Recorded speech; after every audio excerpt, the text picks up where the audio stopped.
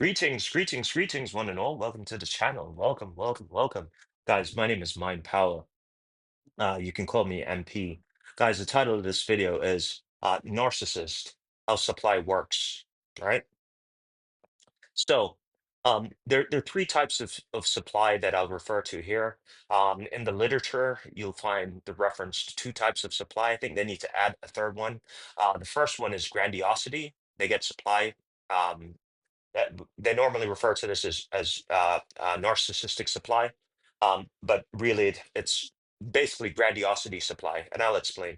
And then the other one is sadistic supply, and then the one they don't mention, which I think should be included in the literature, is sexual supply, right? So um, the grandiosity supply is. Um, y- y- a lot of people realize the ones who are fit into this category, they always say, narcissists are attracted to people who are highly successful. They like when you're doing well. These are all true, but they're not just attracted to you. Um, they're attracted to anybody, right? Um, the, but there is a reason, and I'm going to explain to you the reason why they're attracted to people who are so successful. If you're wheeling and dealing, if you're an entrepreneur, you have a business, you have a PhD, you're running a department of, a health department. If you're a school principal and you're just, you get accolades and awards. If you're a musician and you're blowing up, and if you're a dancer and you're in this dance troupe and you're doing well. Narcissist is attracted to these kinds of successful people for one reason. Inside the narcissist, there's nothing. When the narcissists abandon themselves as children, they abandon the side of them that has empathy. Without empathy, you cannot regulate yourself. You have to care about yourself to be an optimist, right? To put that energy on every day is a choice. You understand? And the people who do it well, they choose to do it. They care to do it. They care about themselves. They know how to regulate themselves. They know how to boost themselves up. And so the narcissist is attracted to this ability, is what they're attracted to. They're not attracted to you. They're attracted to your ability to regulate yourself, to elevate yourself, right? Because that's how they get the supply. The narcissist looks at you when you're wheeling and dealing, your life is good, the money's coming in, you're driving a nice car, you're doing well, you're great at your job or whatever you're doing in life. They look at this as, I want some of that for myself, because they cannot regulate themselves. So in certain when the narcissist meets you, they take a snapshot of you and they idealize you into a frame of reference. This is a term I coined to explain this theory. So they take when they meet you, they do a snapshot of you, they idealize you inside of this frame, a picture frame. Think of that. From there on, you become an interject inside the head of the narcissist, meaning you are someone internal. When the narcissist speaks to you, they're speaking to you in their head. They're speaking from their God voice, a voice inside their head to you. So when you're optimistic and so on, they're having a conversation that's boosting them. Everything you're doing once you're energized is lifting them up. It's like you're talking to that voice. You're not talking to them. You're talking to the voice that's missing in them, the side of them that they killed.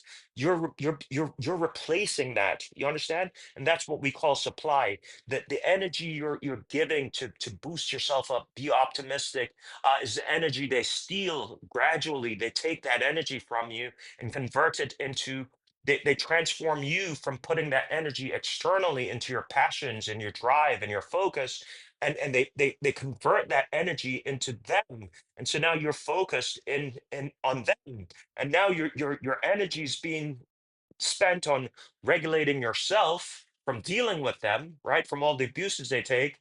And then because you have that ability to elevate yourself, the narcissist, it's like it's unbelievable. They snatch that energy from whatever your purpose was outside, your business, your life, your music, your art, and they convert it into now you're focusing that energy on saving the relationship and saving the marriage and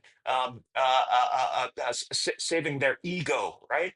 The narcissist looks at this exchange as a grandiosity supply.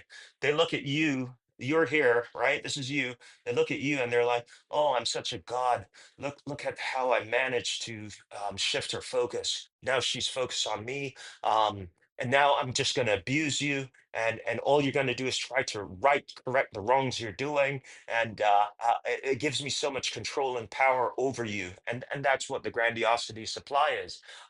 You'll find that it means that the thing that's so attracted is your ability to self-regulate and how they can redirect that energy towards themselves. And I hope that makes sense. um, Moving on to the next one, sadistic supply. Guys, do me a favor, if you like the content, don't forget to like and share on your way out, okay? Um, the sadistic supply applies to both two types of people. People with low self-esteem. So we're not talking about the go-getters now. We're talking about the people with low self-esteem, right? And also the go-getters, right? So the way sadistic supply works is, if I can put you down, it makes me feel good. And the way it works is, narcissists are just as attracted to people who are not as optimistic as they are to people who are highly optimistic and highly successful. They have the same attraction because they also have sadistic. They can be regulated by sadistic supply as well. And so the way that works is, if they can put you down, if you have any kind of self-esteem issues, you're a magnet for the narcissist as well, because they view it as, they feel deified, they feel like a god when they can control your emotions. So if you're easily hurt, or if they can get in your head and manipulate you and make you feel horrible, and then have the ability to bring you out of it, to manipulate you, to put a smile on your face when they just did something horrible to you, that makes them feel deified, like they're godlike, right? And it's the same thing. They have that voice in their head and they're watching you and they're like, "Oh, I just got her to take me back after I just dogged her out," or vice versa for a man as well. Same thing. It's no different. They'll cheat just because of that reason. They'll cheat with someone else just to put you down further. You understand? That's sadistic supply. They'll cheat just to put you down further. Sometimes they're cheating because they've put you down so far that you don't have the energy to give them any, not even a smidgen of grandiosity supply. There's no optimism left in you. All you are broken and useless. And so they have to cheat because they need someone with the grandiosity supply to lift them up again. And I hope that makes sense. And so they get a lot of supply by that, by putting you down. The way and in the end, they really don't want to discard you, but you're just so broken. There's nothing you have inside of you left to boost their grandiosity back. And those are the two supplies they need. They need the grandiosity and they need the sadistic supply and they need the SEX supply. So let me dive into the SEX supply right now.